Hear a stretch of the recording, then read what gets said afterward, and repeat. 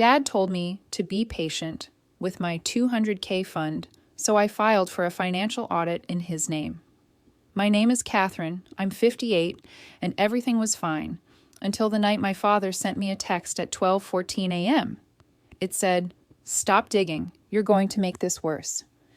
I stared at those words for a full minute, realizing they weren't coming from the man who raised me.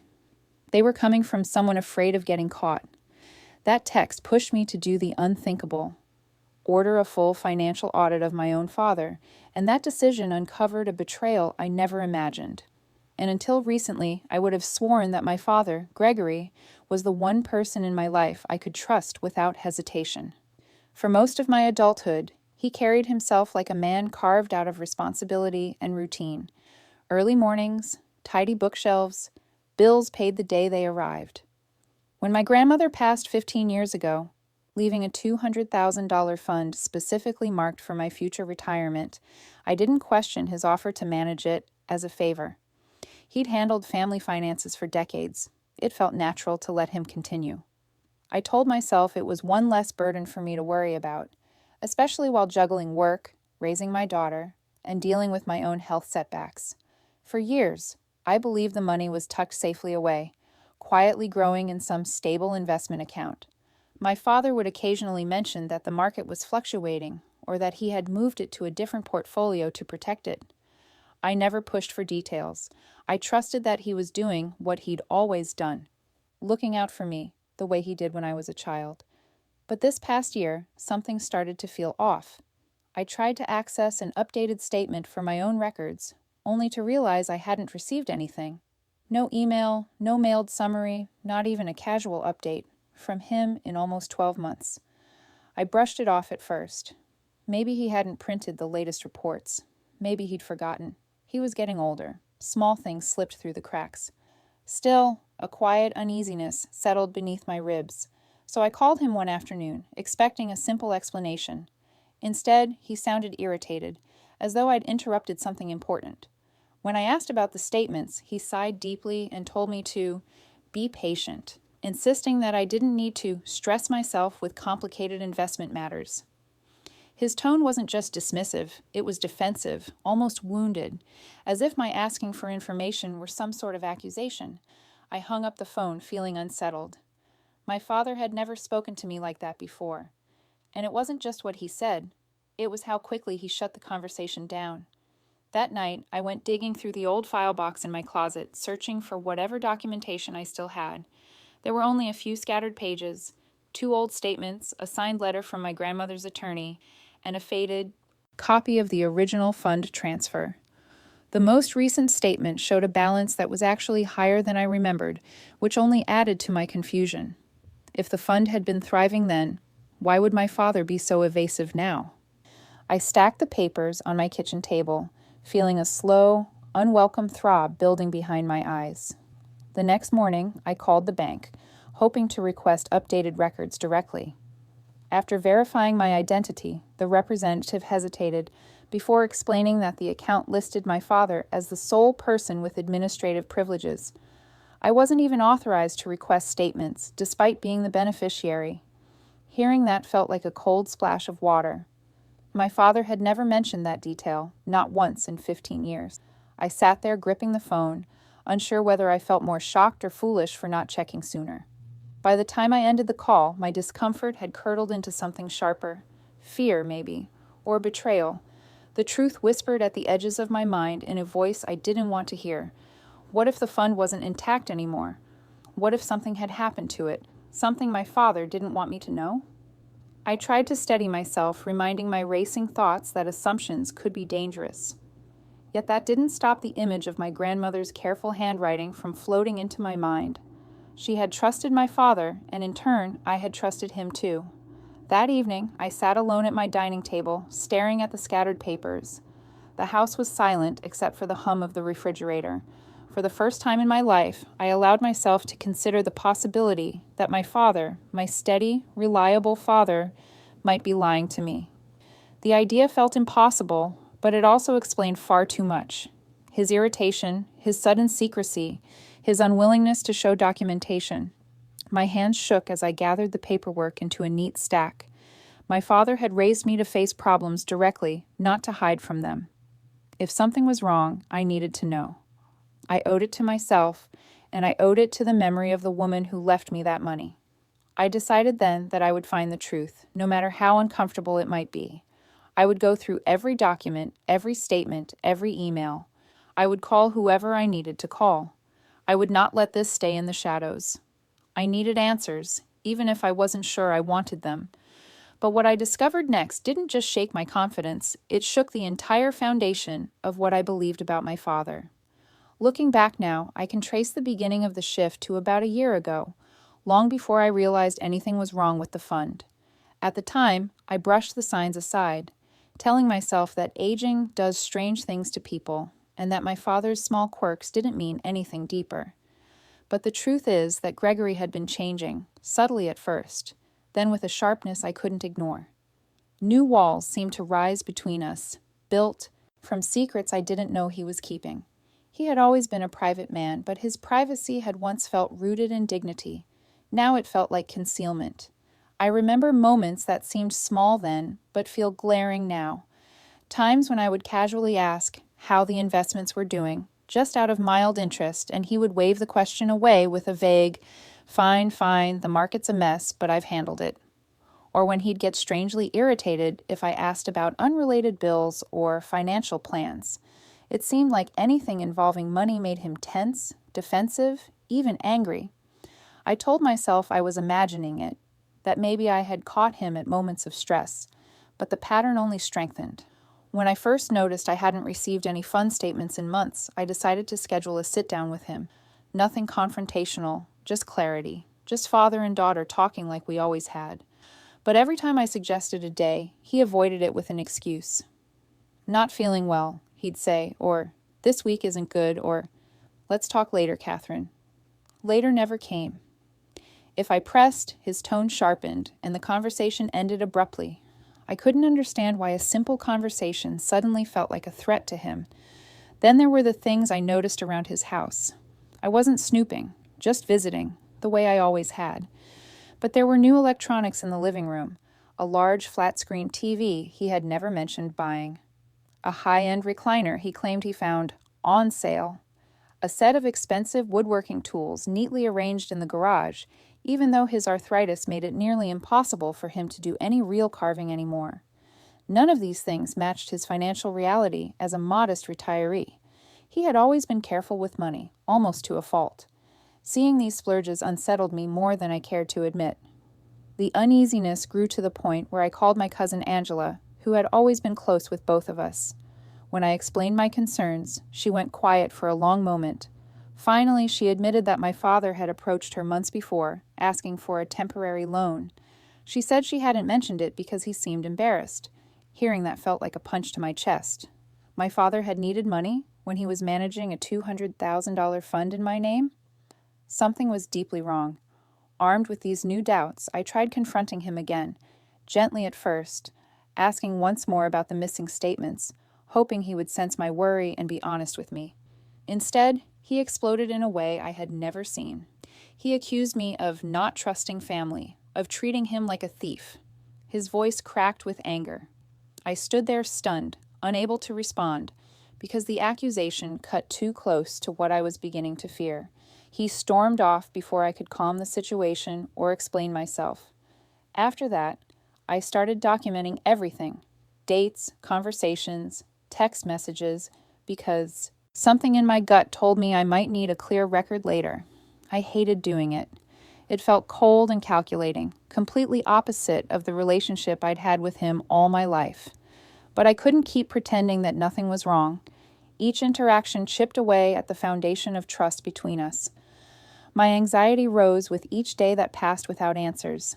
I tried to reason with myself, trying to believe there was still an explanation that wouldn't tear our family apart. But the more he avoided me, the stronger my determination became. I needed to understand what was happening. I needed to protect myself, even if the truth hurt.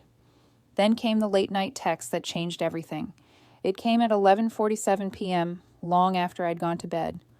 I woke to the buzz and saw his name on the screen. The message was short, strange, and unsettling. Stop making trouble. You're digging where you don't belong. I read it 3 times, trying to make sense of it. The words didn't sound like my father. They sounded like someone afraid of being exposed. I sat up in bed, heart pounding, staring at the screen until the clock shifted past midnight. That message was the final confirmation I didn't want.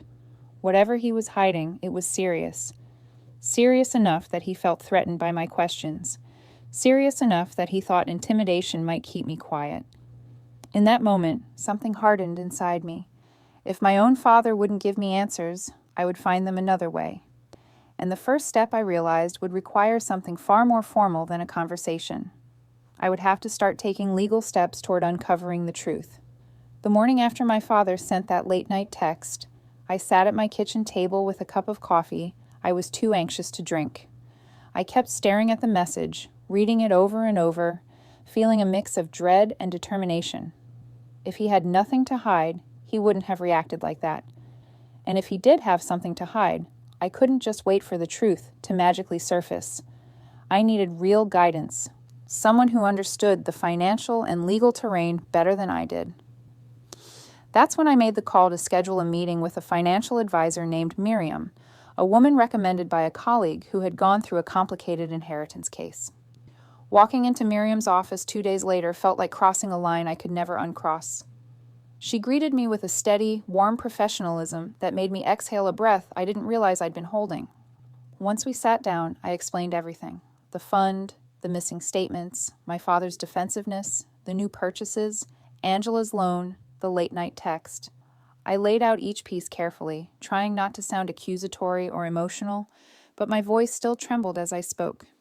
Miriam listened without interrupting, occasionally jotting down notes, her expression unreadable but attentive. When I finished, she folded her hands and began explaining some truths I hadn't been prepared to hear. Even though my father had informally taken on the role of trustee, she said, trustees are legally required to maintain accurate records and provide full transparency to beneficiaries. Whether or not there was a formal contract made no difference. If the money was intended for me and he was managing it, he was accountable. Hearing her say those words felt like the ground shifting beneath my feet. It was one thing for me to worry privately. It was another to hear a professional confirm that my concerns were legitimate.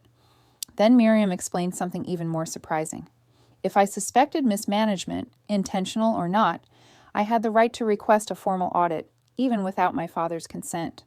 The law protected the beneficiary's right to information. That realization terrified me and empowered me simultaneously.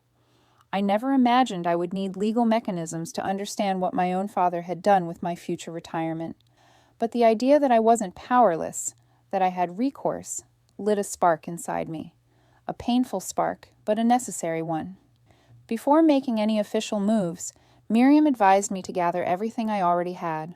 Old fund statements, letters, emails, text messages, notes from conversations, even photographs of the new items I had seen in my father's home. She said organization mattered in situations like this. Paper trails mattered even more. For the rest of the evening, I spread everything across my dining table and sorted it into folders, chronological, labeled, documented.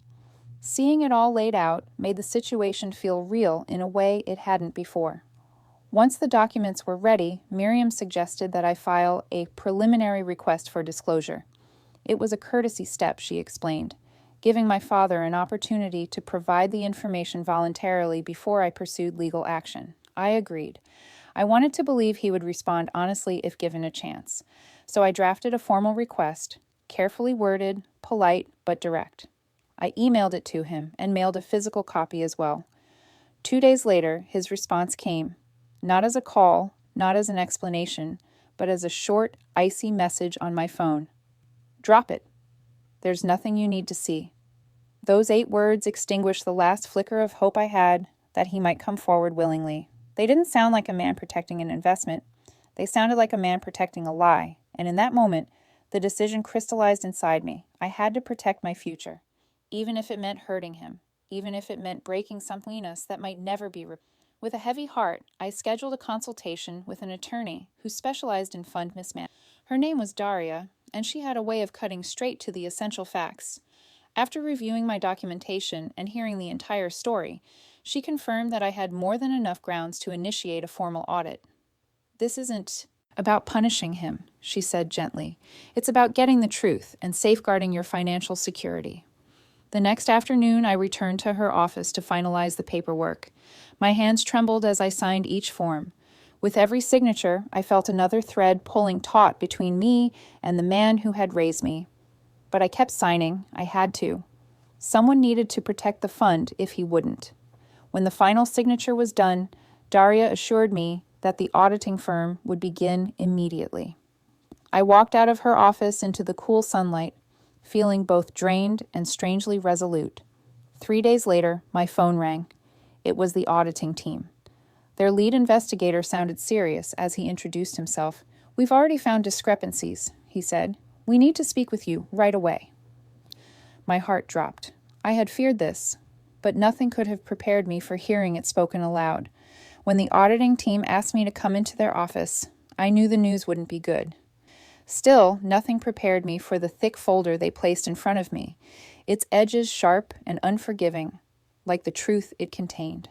The lead auditor, a meticulous man named Harris, adjusted his glasses and spoke with the steady calm of someone who has delivered devastating information more times than he'd like.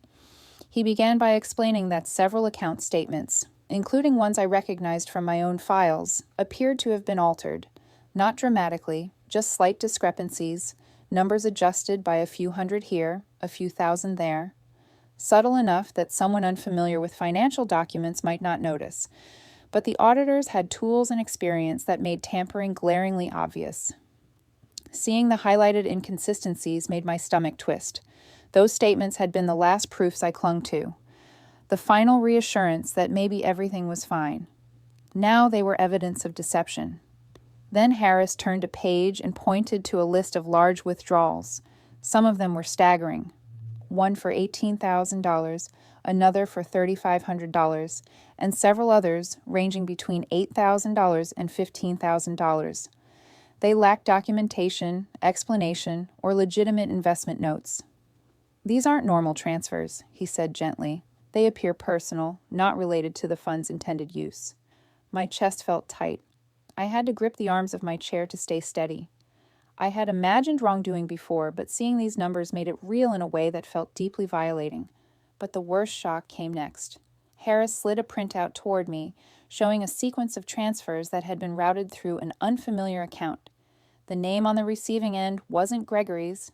It wasn't mine. It wasn't any family member. It was a woman I had never heard of. Clarissa Headley. My heart sank instantly. The idea that my father might have mishandled my fund was painful enough, but the possibility that someone else was involved, someone, benefiting from it, made the betrayal feel sharper, almost personal. I stared at the name, trying to recall any moment my father mentioned a Clarissa. Nothing, not even a faint memory. Harris continued, explaining that some of the investment documents in the file weren't just inconsistent. They were improperly signed or missing signatures entirely. A few even lacked dates. "These could indicate negligence," he said carefully, "or intentional fraud." The word fraud echoed in my mind like a slap. Fraud. It seemed impossible that my father, my steady, meticulous father, could have his name anywhere near such a thing. And yet the evidence was laid out in black and white. I tried to speak, but the words felt stuck. All I could do was sit there as memories flooded through me. Conversations where he had hinted vaguely about helping someone, moments when he brushed off financial topics, the times he seemed stressed after getting mysterious phone calls. I had assumed those moments were about bills or medical appointments, but now, looking at Clarissa's name printed over and over, I wondered whether he'd been funneling money to her all along. Suddenly, a terrifying thought hit me. What if Clarissa wasn't someone he was helping out of generosity? What if she was manipulating him, emotionally, financially, or worse? Had he been supporting someone in secret, or had he been coerced into it? Both possibilities made my chest ache. Harris's voice brought me back. "With your permission," he said, "we can expand the audit to review associated accounts under Gregory's name. It may help us understand the broader picture." The idea frightened me. What if there was even more? What if the $200,000 was only part of it? But fear wasn't going to restore my savings or uncover the truth. So I nodded. "Do whatever you need to do," I whispered. When I left the office, I sat in my car for a long time, keys in my hand, staring straight ahead. I debated whether I should try confronting my father again. Maybe there was an explanation I wasn't seeing. Maybe this Clarissa was someone he knew through church or volunteer work. Maybe he had lent money and planned to repay it. Maybe. But the maybes were getting harder to believe. If I confronted him now, he could lie again. Or worse, he could try to cover his tracks. The truth needed to come from the audit, not from another tense conversation where he shut down or lashed out. So I forced myself to stay patient and let the process unfold, no matter how much it hurt to wait. 2 days later, while I was sorting through paperwork at home, my phone rang again. It was Harris. His voice was firm, edged with urgency. "Katherine," he said, "we found something important. The woman connected to the transfers, Clarissa Headley, she's known to authorities. She has a documented history of involvement in financial scams." The room seemed to tilt as the words sank in. My father hadn't just mishandled the fund. He might have been caught in the web of a professional scammer. Or worse. He might have willingly participated. Either way, the ground beneath me shifted again, darker and more dangerous than before. The moment the auditors told me that Clarissa had a history with financial scams, I felt something inside me harden. I needed to know who this woman was, who she was to my father, how she had gotten access to my fund, and how long she had been in his life. I couldn't sit still. The uncertainty was unbearable, so I opened my laptop, took a deep breath, and began researching her name. It didn't take long before I found it across several scattered articles and online forums. Each mention painted a darker picture. A woman known for cultivating relationships with older men, usually widowers or retirees, before draining their accounts under the guise of love, crisis, or emotional dependency. Reading about her felt like peeling back layers of a nightmare I hadn't realized I was living.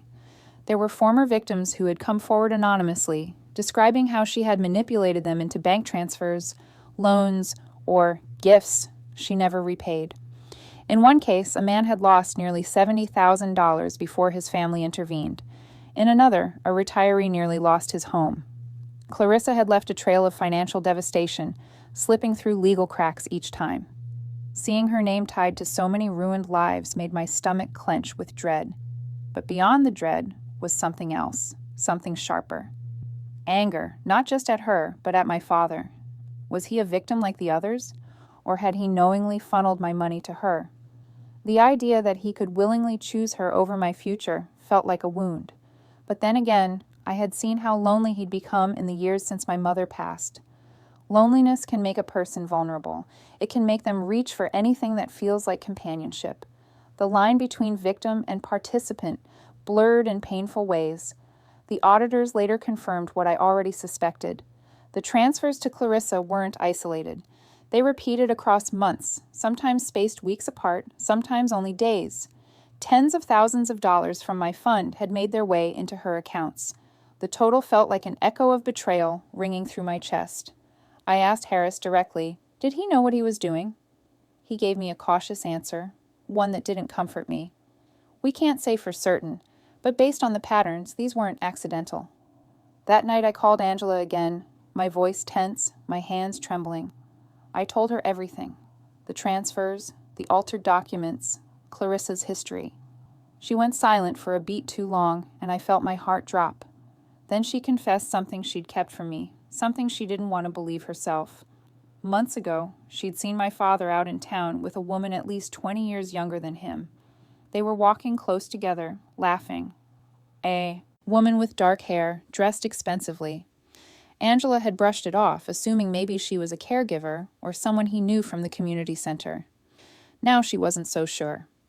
Her voice cracked with guilt as she apologized for not telling me sooner. But I didn't blame her. I was too stunned, too hollow. It was one thing to imagine a faceless scammer. It was another to picture my father with her, smiling, trusting, vulnerable, spending the money meant for my future. The thought lodged in my chest like a stone. Fueled by panic and fury, I called my father. I needed to hear his voice. I needed to see if he would finally be honest. When he answered, his tone was cautious, and I could hear background noise, voices maybe, or a television in a place that didn't sound like his home. I asked him directly about Clarissa. His reaction was immediate and unmistakably defensive. "I don't know anyone by that name," he snapped, voice unsteady. "You're being ridiculous, Katherine. Stop accusing me."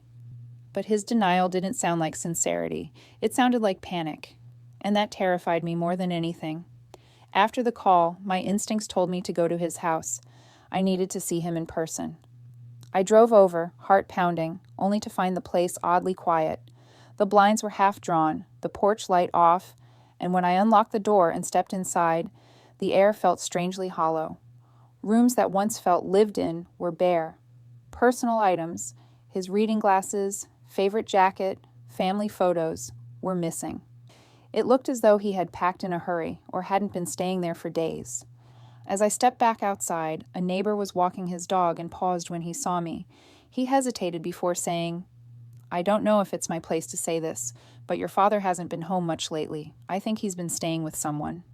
His tone was gentle, but his words felt like a knife. I thanked him, though my voice barely carried. On the drive home, heartbreak hardened into fury. Fury not just at my father, but at the woman who had slithered into his life and drained him emotionally and financially. Fury at the fact that she had reached into my life too and taken what wasn't hers. Later that evening, as I was sorting through documents again, my phone rang. It was the auditor's. Harris's voice was stern. "Katherine," he said, "there's been another withdrawal. Clarissa just pulled a large sum connected directly to your fund." My breath froze. This wasn't just history anymore. It was happening now. I don't know how long I sat in my car after the auditors called, staring at the address they had forwarded to me. The address linked directly to Clarissa's recent withdrawals. Part of me wanted to call the police. Another part wanted to call my father, somehow hoping he would meet me halfway and explain everything. But the largest part of me, the part tired of being lied to, knew I had to see it with my own eyes. I had to confront them, and hear the truth without filters or excuses. So I drove. The neighborhood was quiet, almost picturesque, the kind of place retirees bought when they wanted peace. Seeing it made my stomach twist.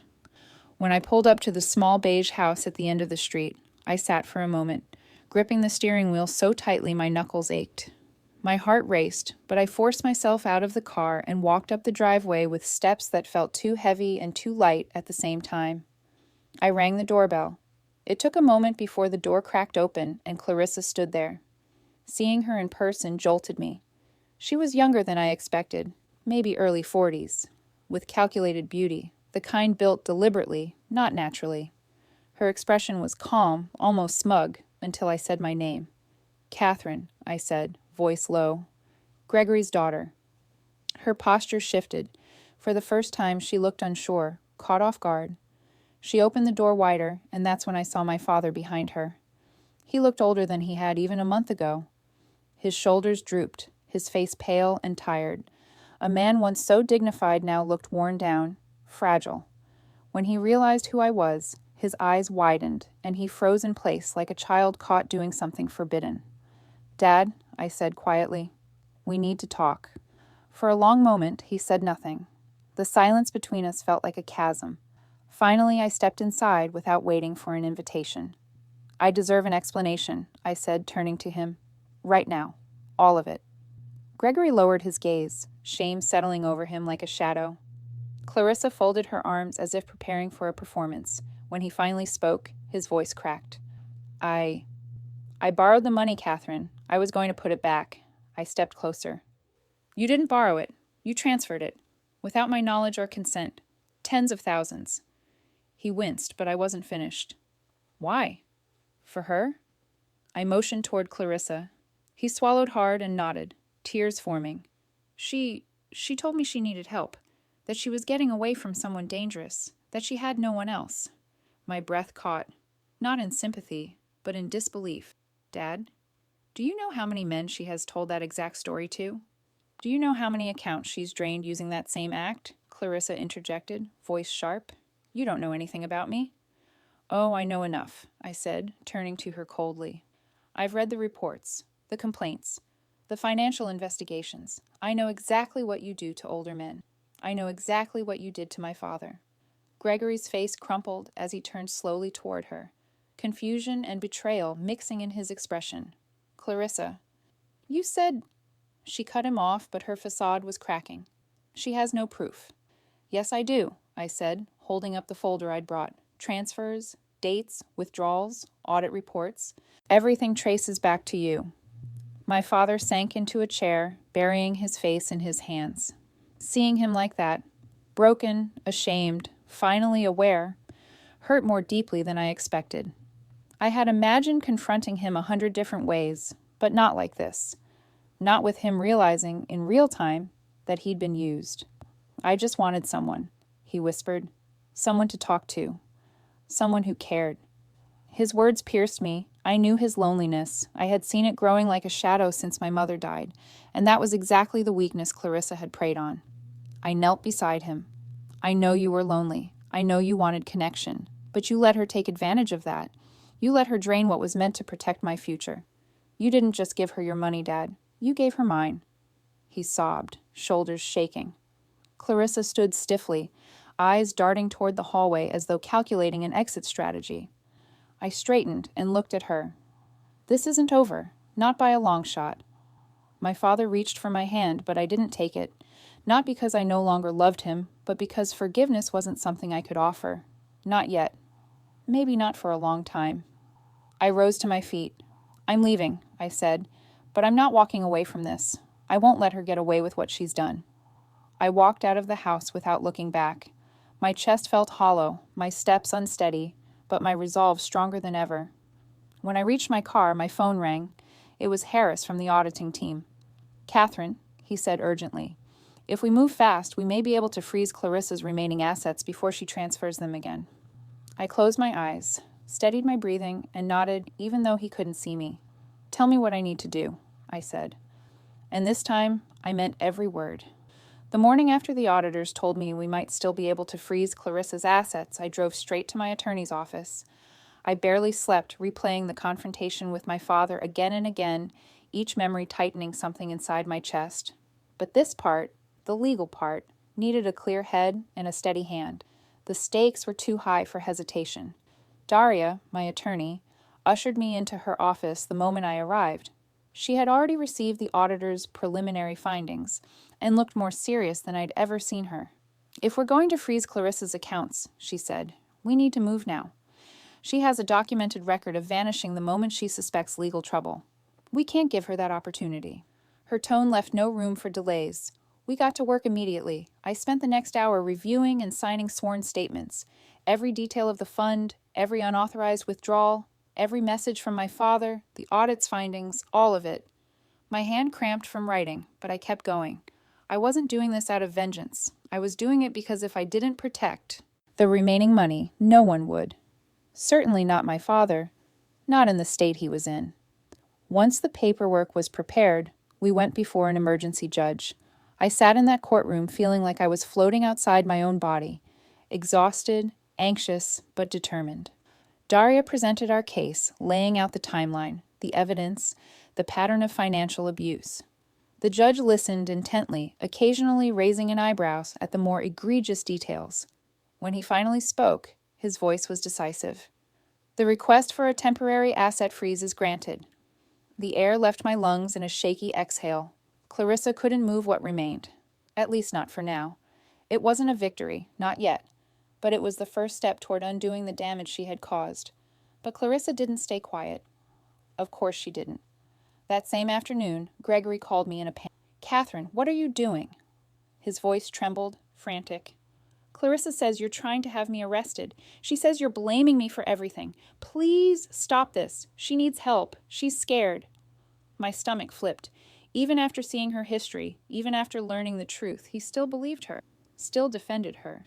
She had him wrapped so tightly in her manipulations that he couldn't see the noose tightening around both their necks. Dad, I said, trying to keep my voice calm, I'm not trying to have you arrested. I'm trying to recover the money she took from me, the money you transferred to her. He started crying. a helpless, broken sound. I was trying to help her, Katherine. I thought you'd understand. Please, drop the case. Please. His plea sliced through me, but I couldn't waver. I can't, I said softly. Because this isn't just about you or her. This is my retirement, my future. I won't let her drain anything else. There was a long silence before he whispered, "She loves me." The words sounded hollow even as he said them. After the call, guilt weighed on me like wet sand. I didn't want to hurt him. I didn't want to be the reason he cried. He was my father, and I still loved him despite everything. But love didn't mean allowing myself to be destroyed too. Clarissa had already taken enough from both of us. Over the next several days, the legal team dug deeper into her past. What they found made my skin crawl. Clarissa had been involved in fraudulent activities across at least 3 states. She had gone by multiple aliases. She had targeted elderly men repeatedly, leaving a trail of drained accounts and broken families behind her. Some victims were too ashamed to come forward. Others had tried, but lacked the evidence to pursue charges successfully. This time was different. This time, there was a paper trail. This time, she hadn't just chosen a lonely retiree. She'd chosen a man managing someone else's inheritance, a fund with documentation, a fund with auditors, a fund with a beneficiary who wasn't afraid to fight. Amid the chaos, the court scheduled a formal hearing. Both Clarissa and my father were subpoenaed to appear. The weight of that reality settled heavily on my shoulders. The idea of sitting in a courtroom with both of them, hearing their explanations, their excuses, filled me with dread. But I also knew it was necessary. As the hearing approached, my emotions swirled unpredictably. Some days I felt strong, grounded in the knowledge that I was doing what I had to do. Other days, guilt consumed me. Guilt for my father's embarrassment, his heartbreak, his confusion. I wanted to help him. I wanted him to see what Clarissa really was, but I also needed to protect myself from the financial disaster she had orchestrated. The night before the hearing, I sat at my kitchen table again, papers spread around me like the pieces of a puzzle I was still trying to solve. I was reviewing final documents when my phone buzzed with a message from an unknown number. At first, I thought it might be a wrong number. Then I opened it. "She won't be there tomorrow. Don't bother looking for her." A chill ran through me. Clarissa was planning to flee, and if she did, everything we'd fought for might disappear with her. The morning of the hearing felt heavier than any day I could remember. I drove to the courthouse with a knot in my stomach, unsure if Clarissa would even show. The message from the night before replayed in my mind, its cold certainty, its taunting tone. If she fled, everything could unravel. Yet part of me hoped she would come, if only so the truth could finally be dragged out into the light where she could no longer twist it. Inside the courthouse, the sterile hallway buzzed with quiet voices. I spotted my father sitting on a bench outside the courtroom, shoulders hunched, hands clasped tightly together. He looked confused, lost, and older than his 66 years. When he lifted his head and saw me, guilt washed over his features. He didn't wave. He didn't smile. He simply looked at me, with the grief of a man who had realized too late what his choices had cost. "Katherine," he whispered when I approached, "I don't know what to do. I don't know who to believe." His voice cracked, and for a moment I felt the pull of sympathy. But the memory of the drained fund, the lies, the manipulation, and Clarissa's cunning weighed too heavily. "You don't have to take sides," I said softly. "Just tell the truth." We stepped into the courtroom together. My attorney, Daria, was already there, reviewing notes with the auditors. She gave me a small nod of confidence. I tried to absorb it, and then the room shifted. A murmur rippled through the benches behind us. I turned and saw her, Clarissa, walking in as if she owned the room. She wore a modest dress, hair pulled back, her makeup softened. She looked nothing like the woman who had smirked at me on her doorstep. This version of her, the fragile, misunderstood victim, was crafted for the courtroom. She took a seat beside her attorney without looking at me. But I saw her jaw tighten, her fingers gripping her purse a little too hard. She was here. She hadn't fled. And that meant the truth was about to stand against her lies. When the hearing began, Daria opened calmly and decisively. She laid out the timeline. the financial documents, the transfers, the altered records. Then she presented the direct links between my retirement fund and the accounts Clarissa controlled. She spoke clearly, giving no room for ambiguity. Clarissa's attorney countered by painting her as a woman in crisis, a person who had been relying on Gregory for help during a difficult time. He claimed the money had been support, not fraud. Clarissa dabbed her eyes with a tissue as though overwhelmed by the injustice of being accused. I watched her performance, feeling both anger and awe at how convincingly she could shift her mask. Then came the auditors.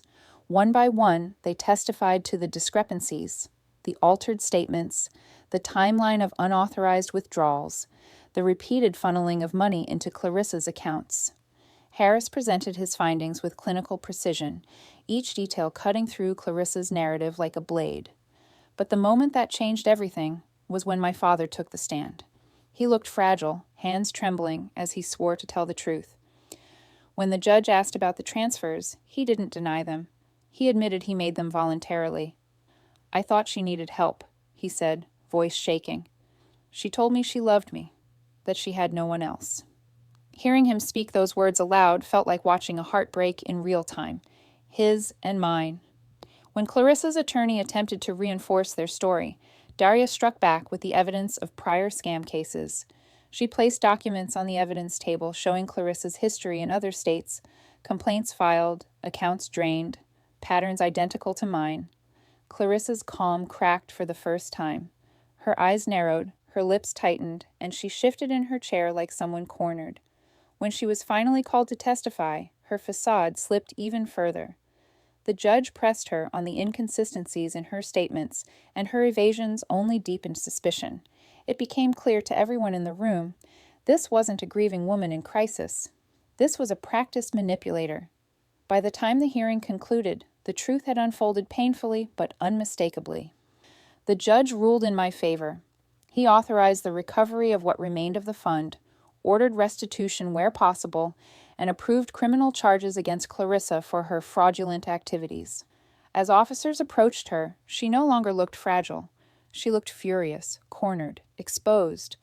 My father was not spared entirely. The judge acknowledged he had been manipulated, but he was still responsible for the transfers. He was ordered to repay a portion of the money over time, though the court recognized his vulnerability. As Clarissa was led away in handcuffs, a wave of emotion swept through me. Vindication, relief, sorrow, all tangled together. I had fought for my future, but the victory didn't feel clean. It felt necessary. Outside the courtroom, I walked slowly toward the exit, wanting nothing more than fresh air. That's when I heard the thud. I turned to see my father collapsing onto a bench, pale and shaking. "Katherine," he whispered, reaching for me with trembling fingers. "Can you ever forgive me?"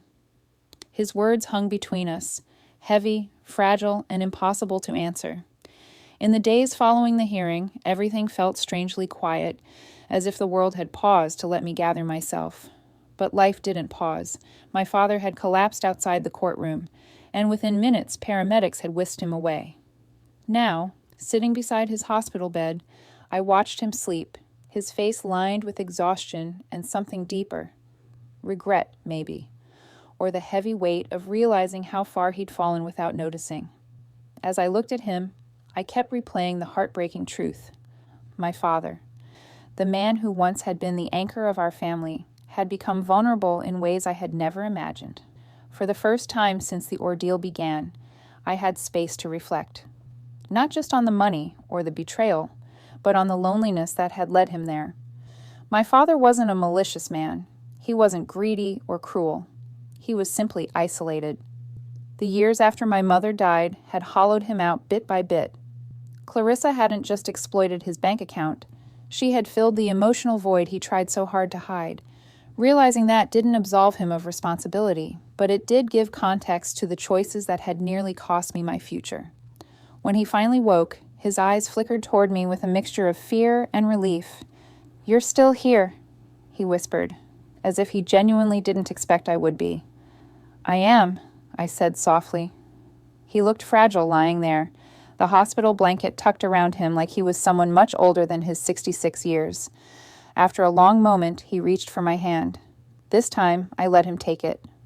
"Katherine," he began, voice thick with emotion, "I'm sorry." Not the defensive apologies he'd given before, not the excuses. This was different, raw, unshielded, sincere. I let myself believe things because I wanted to. I wanted to feel needed. I wanted to feel alive again. A tear escaped down his cheek. "I didn't see what she was doing, and I didn't see what I was doing to you." His words hit me harder than any confession he'd made up until then. I squeezed his hand gently. "Dad, what you did hurt me, deeply, not just financially. I trusted you completely, and when you hid things from me, even when I asked, you broke something between us." He nodded, shame pulling his shoulders inward. "I know, and I don't expect you to. Forgive me, but I want you to know that I will spend the rest of my life trying to earn back whatever I can." There were no perfect responses, no clean emotions. I wasn't ready to forgive him, but I also wasn't ready to walk away. The truth was somewhere in between, where family often lives, messy and complicated, but still tethered by something real. Over the next few weeks, while he recovered, I met frequently with the auditors and my attorney to navigate the recovery process. Clarissa's assets, now frozen, would cover a significant portion of the money she had taken. The rest, what my father was ordered to repay, would come slowly, over years. It wouldn't restore the fund completely, but it would give me stability again. Enough to rebuild, enough to breathe. Each time I updated my father, he listened quietly, sorrow etched into every line of his face. He asked how much remained, how much was lost, how much I needed. I could hear the guilt in every question. I didn't sugarcoat the truth. "I'll be okay," I told him. "But things will be different now. I'm going to handle my finances myself, from now on, no exceptions." He nodded without argument. "You should. You're stronger than I ever gave you credit for." I considered suggesting financial counseling for him. He needed support, someone objective who could teach him how to protect himself, someone who could help him understand how these manipulative relationships happen. When I brought it up, he didn't resist. In fact, he seemed almost relieved. "I don't ever want to fall for something like that again," he admitted. Forgiveness, I realized, wasn't a single moment. It was a process, a long one. I wasn't there yet, but I could see a path forming. Maybe we could rebuild something new, built on honesty rather than assumptions, boundaries rather than blind trust. One evening, as I sat at home with a cup of tea, I tried to put everything into perspective. This wasn't just a story about fraud or deceit. It was a story about vulnerability, boundaries, and the painful necessity of protecting yourself, even from the people you love most. I had learned that transparency isn't optional, that trust must be earned, and that guarding your future isn't selfish. It's survival. As I began cleaning up the stack of papers on my dining table, I noticed a new envelope tucked among them. I hadn't seen it earlier. It was from the auditing firm. My pulse quickened as I opened it. Inside was a brief letter from Harris. They had finished reviewing my father's older accounts, and they had found something unexpected, something he suggested we discuss as soon as possible. I stared at the letter, my heart pounding. Just when I thought the nightmare was over, another door had cracked open, and on the other side, something waited, something that could change everything again. In the end, I learned that rebuilding my life wasn't just about reclaiming my savings.